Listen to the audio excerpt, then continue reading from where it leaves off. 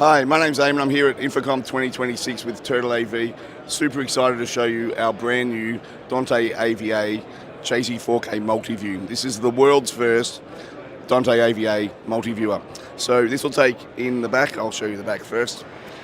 On the back side we have 4 Dante AVA network inputs. So we have a separate control port. We have a KVM function as well with complete mouse roaming. Now this is pretty unique. We have a combo port, so it's a display port and a HDMI port all in one. So you can plug in a display port cable or a HDMI cable. And so we get a local output via the combo cable. And then we also can stream the 4K multi-view out to the network. And then that can be received on an unlimited number of our Chazy receivers. So then on the front, we have buttons to control the multi-view. You can select which audio source you want to follow the video.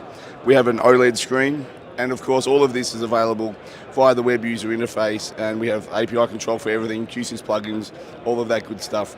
So that's our Chazy 4K Multiview. It'll be shipping in Q3, and for more information on that and all of our products, you can check it out at rAVe.com.